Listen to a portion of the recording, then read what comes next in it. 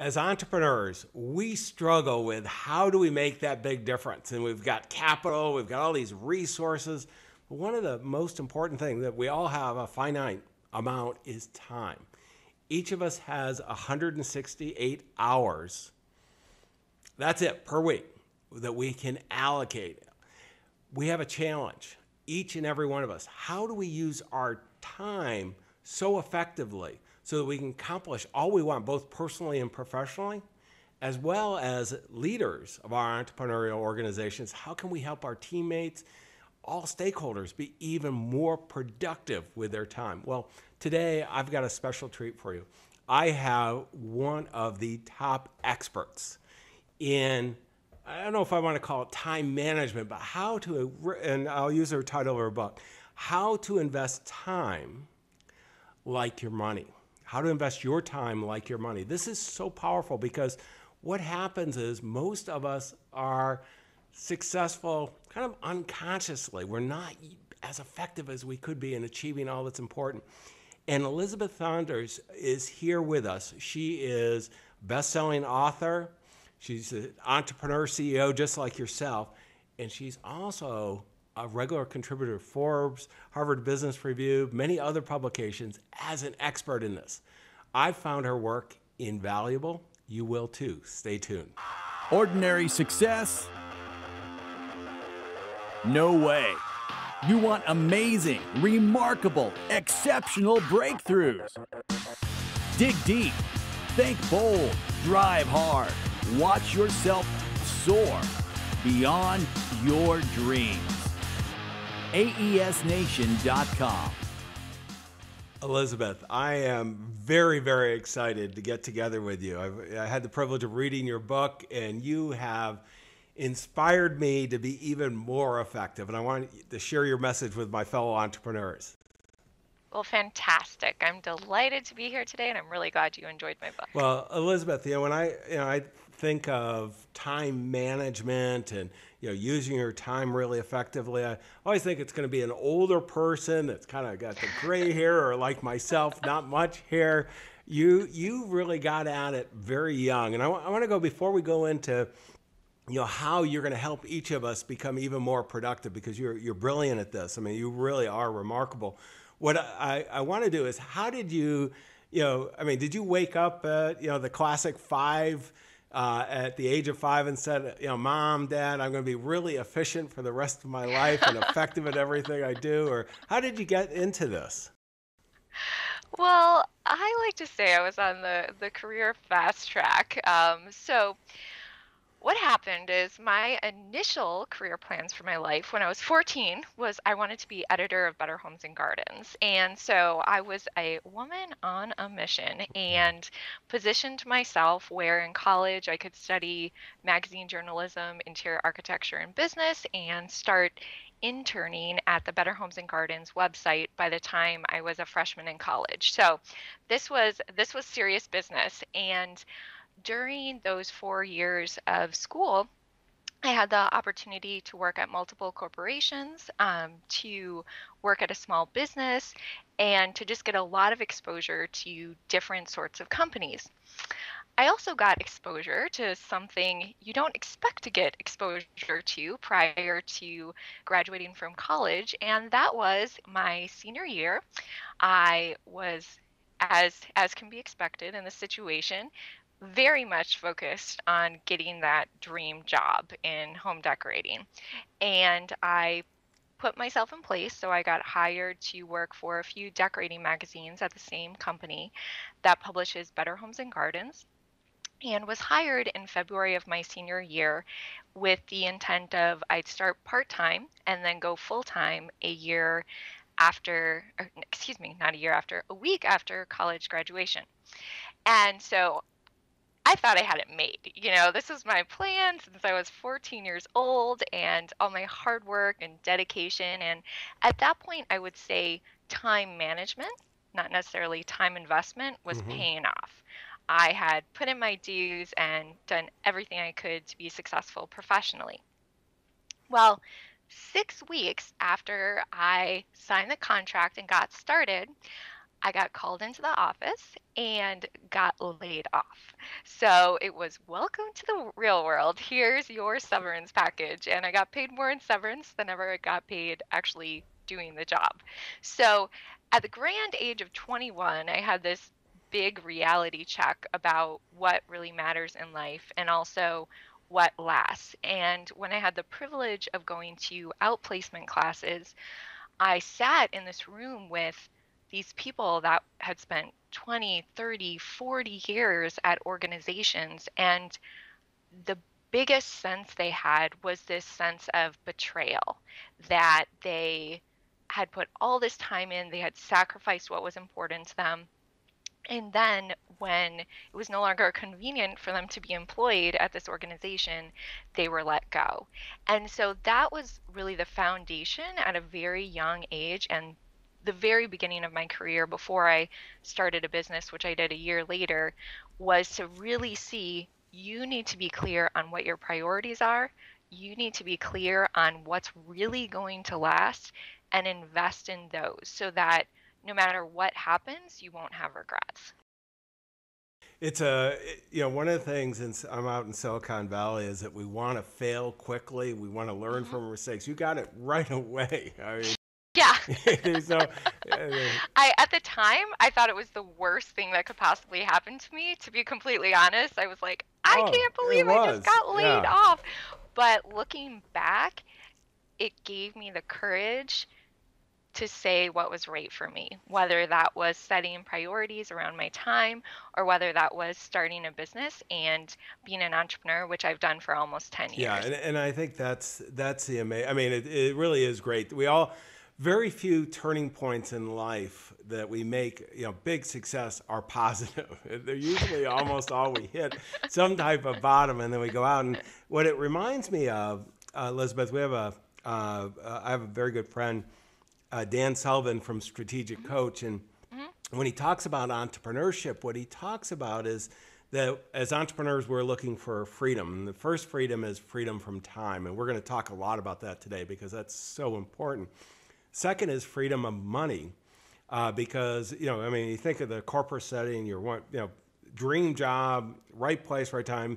You read the book, I mean, your background, I mean, it couldn't be more perfect for that. And then the money would take care of itself, but then it doesn't. And then freedom of relationship, freedom of purpose, all those four freedoms are really why most people are entrepreneurs. And what happens though, I think so often, and that's why you're here really, and why you have a great business, is that first freedom, freedom of time. I remember one of the fellows I was telling me that I should start my own business because you get to work part time. He didn't tell me that it's 12 hours a day, half time versus full time, and it's so only half a day. yeah, and it's so easy to, as you start, particularly as you start having success, Right. to not have success with this freedom of time. That becomes an illusion. And then beyond freedom of time, it's hard to build the money, relationship, and purpose. So this is really the foundation, freedom, that's so critical.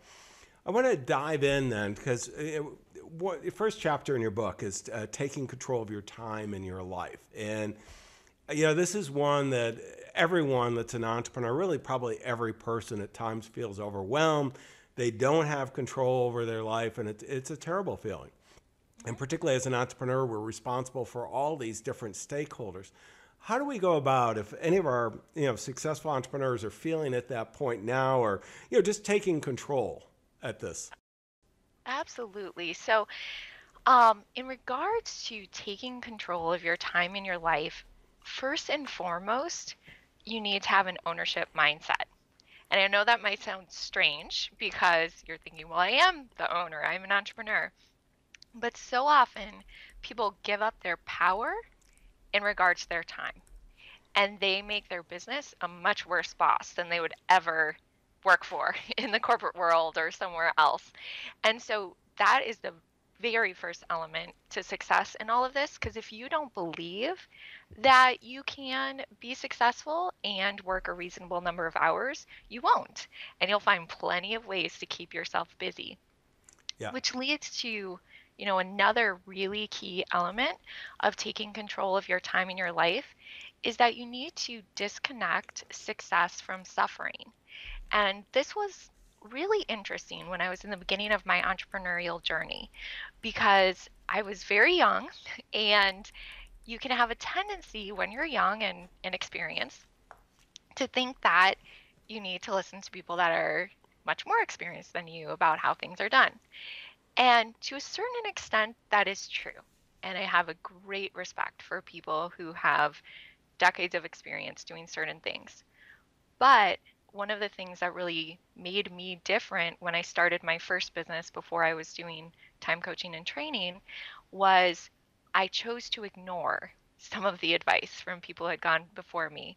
And some of that was regarding you need to put in your dues and it's going to be really hard and you have to work crazy hours and this is just how it is. And because of my own personal definition of success, which involves not only being successful professionally, but also having time for my personal life, I decided from the beginning, this doesn't work for me. If I can't have a business that also supports my personal life, I don't feel like a success. And I'm going to find a way to do this without making myself suffer in terms of my time. Yeah, I think that's so powerful. I started in the financial services industry and I've been in it for most of my life, and that was, you're basically taught that you have to put in an unbelievable amount of hours and time and so on, and you found pretty quickly in the research of both what we're doing with entrepreneurs and financial advisors and the affluent, there isn't an exact equation of time and money. I mean, there's plenty of people putting in well over 60 hours, 80 hours a week, and they're just not having success. And it doesn't. I mean, simple and elegant is something as entrepreneurs we've got to be thinking about. I love the ownership mindset. Is that we have the ability to have control. I mean, taking control of your own calendar, so that people. I remember when I was very senior at a company that went public, and I was an EVP and CEO of a division. I had 4 assistants out in front in my door. I don't think there ever was not a line out in front of it. And You're Mr. Popular. well, yeah, it was anything kind of the opposite of high school type thing. And the problem is I wasn't very productive. And it wasn't until I really started making those changes. It's so critical. So I mean, this is great. That ownership mindset, success doesn't require suffering, and we can make that conscious decision. What about you? Talk about identifying your time debt. What does that mean? Because that's not a term we use a lot. Absolutely. So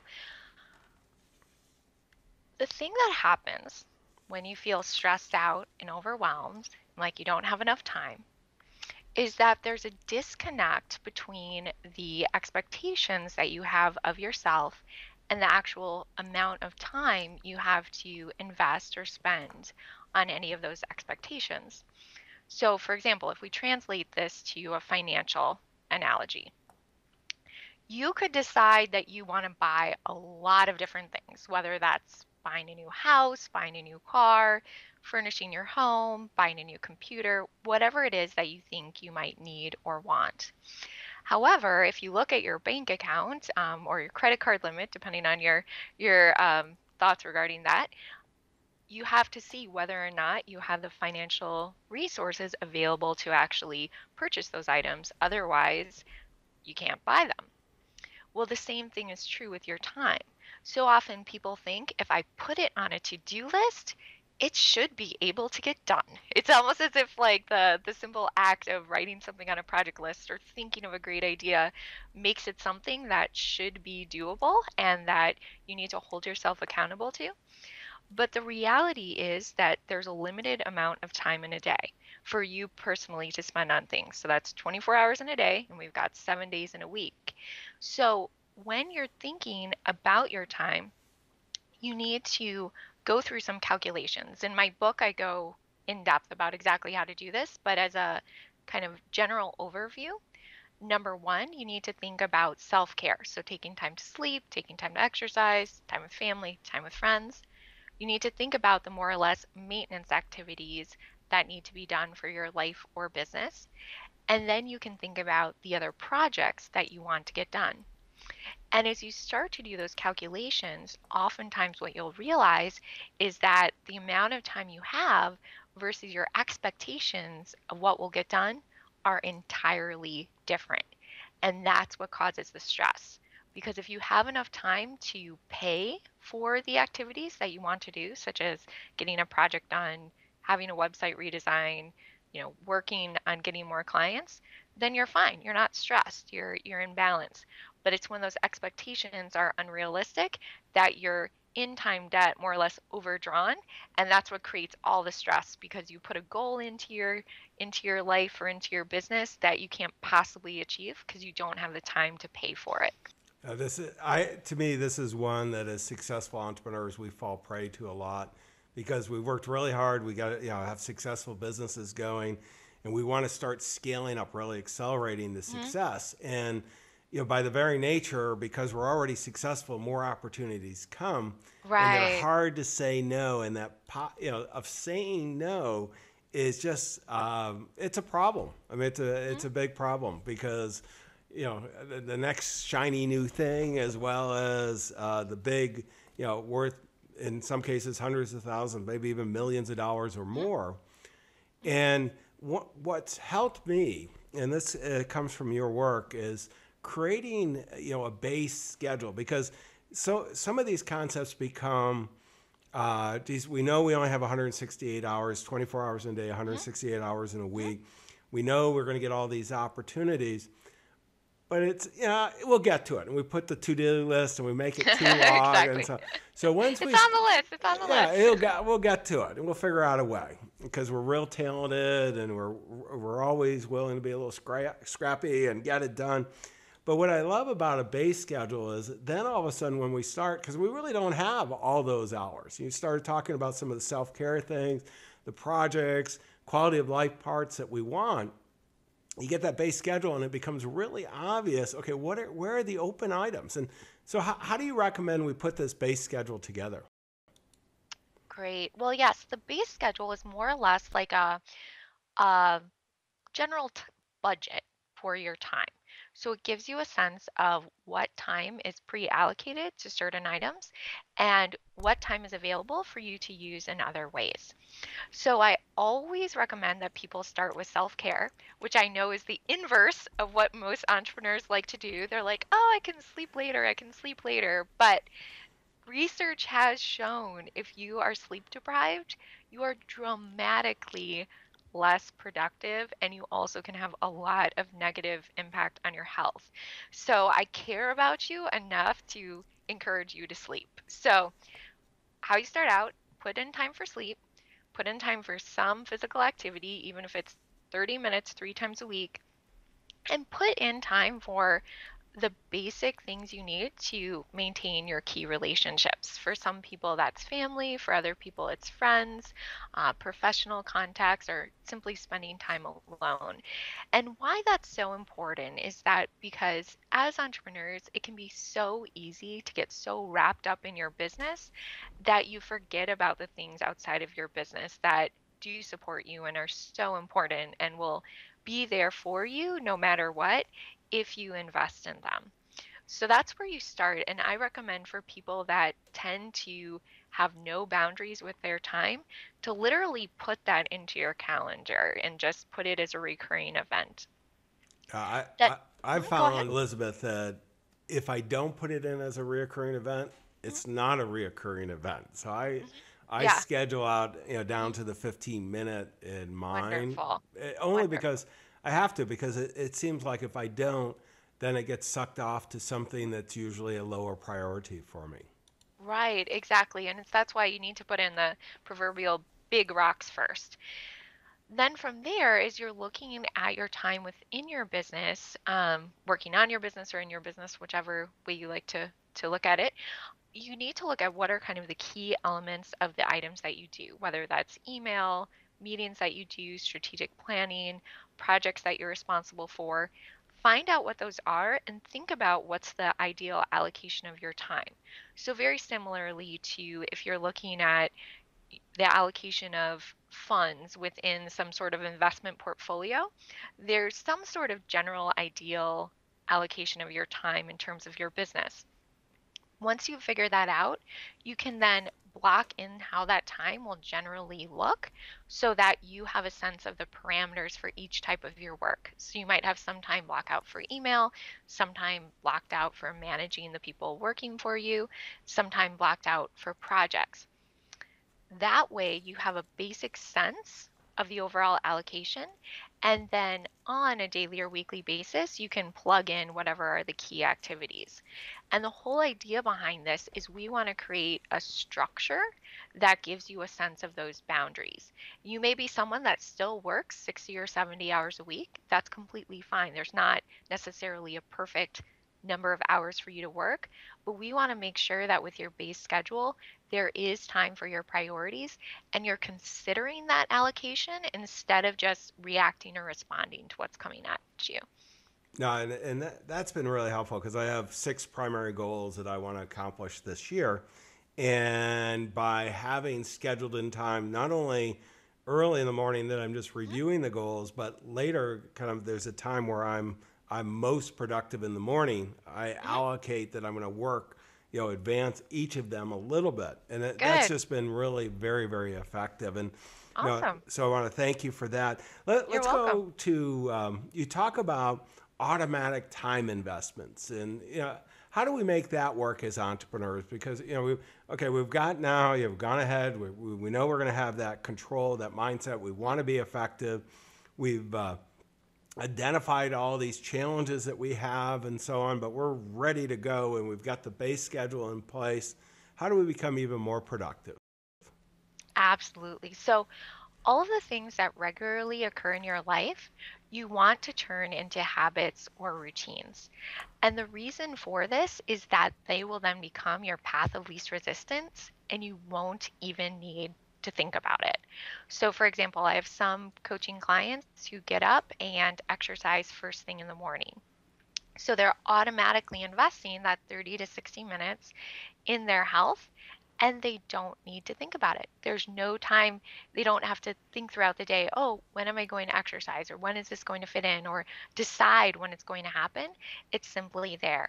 The same thing can be true with your key business priorities. Like you were just saying, you put in time in the morning to advance your big goals. Mm-hmm. And by putting that in on a recurring basis and committing to making that a habit, you make it literally effortless to get that done. So, with as many things as possible, you want to set up those habits or routines so it simply happens without you having to think when it's going to happen or how you'll do it. For things that can't necessarily be scheduled on a daily or weekly recurring basis, the routines of daily and weekly planning help you to make sure that you're fitting them in. So, if on a weekly basis you're reviewing those 6 goals that you have and deciding which ones you specifically want to move forward, which days, or emphasize more or less, then you're making sure that how you're allocating your time is aligned with your priorities. Or when you do daily planning, that's an opportunity for you to make it automatic to recalibrate and make sure that whatever's on your calendar is still a reflection of what's most important to you. So, on a high level, make as many things as possible habits.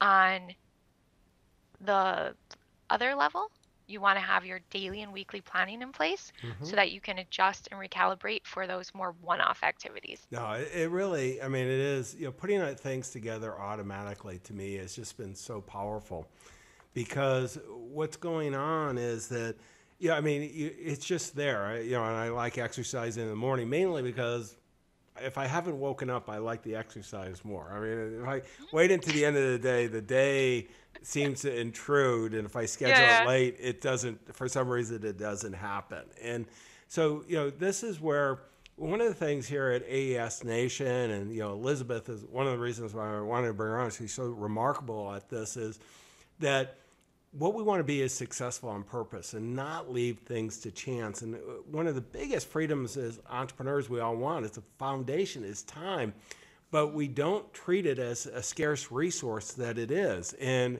and it's the foundation for all. And kind of wrapping up this section, how would you recommend that the entrepreneurs maximize their return on investment? We're big on return on investment. This is, some great ideas here. How can we even magnify it more? Absolutely. So, as you just said, time is literally your scarcest resource. You can't have more of your own time in any given day. So when you've got the basics in order of deciding what's important, setting out your routines, having your base schedule, if you want to take things to the next level, you need to start looking at what's in a true investment activity in your calendar, in your schedule. And as you are advancing in your business and growing, what this is changes. And I think this is one of the biggest problems for entrepreneurs as they're scaling up their business is that they don't realize how much they need to let go. Because when you start out and there's maybe just you and maybe one other person, there are going to be certain activities that are high value and high return on investment. Maybe let's say you're working on some sales or some deals that are a few $1,000s or $10,000 at most. As you build up your business, you want to have the ability to work on larger items like 100,000 or $1 million deals. And what that will require you to do is to start recognizing, okay, what are the activities that have a lower return on investment, whether it's certain clients that you're working with, certain just administrative tasks that you're doing, and either stop doing them or hire other people to do those tasks for you. In my book, I talk about the investment, neutral, and optimize activities. So the optimize are things like answering your email, doing bookkeeping, administrative tasks. As you grow, you want to hire other people to do those for you as much as possible. The neutral activities have a 1-to-1 ratio. So you put in a certain amount of time or effort and you get the same amount back. There are some of those you're always going to need to do in your business, but once again, if you can delegate those or minimize those, that then leaves you with the most time for investment activities. So that will be your business development, that will be your sales, that will be putting together proposals, whatever it is that's really going to drive the revenue of the business and take things to the next level. So you want to just not manage your time, but really invest it in those highest level activities. And that requires you letting go of a lot of the activities with less value, which will be uncomfortable if you're used to having a lot of control and you tend to be a perfectionist. But the only way for you to grow is to maximize your time in the areas where you can really bring forward your business success. I think this is probably for all entrepreneurs at every level. This is one of the biggest. And I always think of it as there's $10 work, $100 work, $1,000 work, 10,000, 100,000, maybe even $1 million an hour. And what we do in the beginning is entrepreneurs, as you said, we do everything. And then progressively have more success. What we want to be able to do is delegate that either internally or externally. I mean, today's technology has made that so easy to do. And those unique things that we do well, whatever it is, you should certainly be doing the $1,000, 10,000, or 100,000 or more. And your book does a great job of that. And let me use that as the segment, which is the book of the day. And you got to recommend your own book. And tell us a little bit about what's in the book and how they could use this, your fellow entrepreneurs. Absolutely. Well, thank you very much for the opportunity to discuss how to invest your time like money. And in that book, you'll hear a deep dive into the concepts that we talked about. So, for example, if you're wondering, am I in time debt right now? There's a step-by-step formula for you to figure that out and also figure out where you need to make cuts so that you can get back to a balanced budget. If you were thinking that base schedule sounds amazing, I'd like to have one of my own. Once again, there's step by step exactly how to implement this into your life, and also tips about setting up your automatic time investment and maximizing your time ROI. And the best part about this book is it's short. So it's a grand total of 63 pages, an excellent excellent investment of your time. And if you're someone that always struggles with finishing books, by the time you get to the point you usually quit, you'll be done with my book. So you can't Well, lose. and it's short on purpose. It's the Hmm. brevity. You have done a great job of bringing it all together, which is so powerful. Because there's no reason. A lot of people feel that you need a 200 page or 700 page book. I only want as much as I need to advance the subject, and you've done it exceptionally well. Let's go to the next Thank you. segment, which is the application of the day. Elizabeth, on your smartphone, what's an application you use that helps you and maybe your coaching clients and will help our fellow entrepreneurs be even more successful? So on my phone, I really enjoy using Evernote. And one of the ways that I find it most valuable is for capturing all those wonderful ideas I have all the time, which I'm sure you have also as my fellow entrepreneurs. And why this is so helpful is I want to have a place to write down everything I'm thinking about, ideas, thoughts, reference, without cluttering up my calendar or cluttering up my to-do list. My calendar is sacred territory. If it gets on my calendar, I'm expecting to do that. If I put something on a to-do list, it's something I want to get done. Whereas Evernote provides a place for me to capture all of those thoughts I have where I can easily search for it, but not make it into something I'm committing to do and muddying the waters between actionable items and items that are more thoughts or ideas. Yeah, no, I love Evernote. I'm a PC guy, so I use OneNote as well. But I mean, these are free flowing ability to organize thoughts and save them for a different time. Mhm. Resource or totally searchable is one of the best tools for computers I've ever seen for getting organized because most of us, if left to our own device, would have stuff spread out all over the place. Now you can in a very organized fashion. The computer just organizes it for Yes, you. yes, Let's go to exactly. the next one, resources.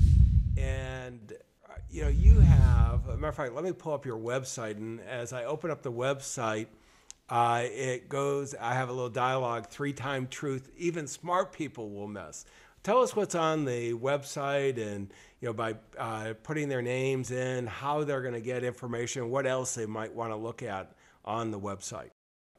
Absolutely. So, 3-time truths even smart people miss is a video training that you can receive by going to my website, putting your email, and following that, you'll also receive time investment tips from me, where I share my musings about what I'm learning, what's happening in the world of time investment. And people love this newsletter. I literally get thank you emails all the time for the fact that I'm publishing it. So you will love it too. And if you're looking for information where you can simply learn and grow, I have a couple of different places where there's resources. One is my blog, where you'll find hundreds and hundreds of blog articles on this topic. You can easily search for that. Another is there's also a press page. And again, you'll find hundreds of articles that I've written on this topic. They're all free. I've published everywhere from Harvard Business Review to Inc. to Forbes to Time and many, many, many other locations. So pretty much if you have a time investment problem you need solved, I've probably written an article for you. If one of our successful entrepreneurs wants to reach out for some personal coaching, how does that work, Elizabeth? Absolutely. So I have a Get One-on-One support page on my website. And if you go to the bottom of that, you can fill out a form with your information, and then you will be contacted to set up an initial consultation. And it's really important to me that it actually is a consultation. I'm completely committed to really getting clear on what your challenges are and if I'm the right solution. If I am, fantastic, would love to work with you.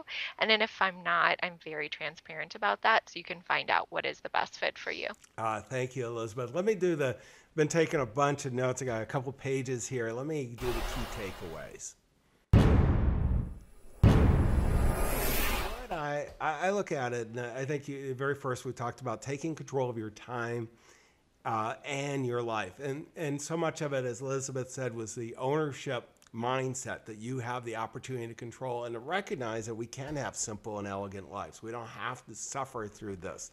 as entrepreneurs, we're used to being ground up a little bit. You don't need to be. We want to build, simple and elegant businesses that, make a difference in the world for all the stakeholders, including yourself and your own enlightened self-interest. And second was to identify, what are the time debts? So you're not getting disconnected along the way. Create the base schedule would be number 3. 4, and I don't want to go too quick on this. This base schedule, to me, has been really the most helpful, because once I've created that, then I can still let team members come in, but they now know what time frames that they can do rather than everybody coming in at once, or my clients and so on. So it really allows flexibility, and it forces me, I have open time now to work on our most important projects. And then setting up the automatic time investment. I'm a financial guy, so asset allocation I really understand, and making this happen so that it's automatic is, we get caught up in the emotion of the day, whether it's investments or our time. We can make very bad decisions. We don't want to do that, and certainly maximize your return on investment. Do those high value things that only you can do that are going to propel the business like crazy. Elizabeth, I really appreciate your insights. Not only I love the book, I encourage everybody to go out and get it. The insights that you shared with us on the podcast today, all of it, the transcription, I encourage everybody to go to aesnation.com, get your transcription, the show notes. Every link that Elizabeth and I talked to will be there. Definitely take her up on reading her book. And if you want some of that personal attention, this is the return on investment is huge, and you want to do it before too long, because she's going to be way too busy to take any individual clients going forward.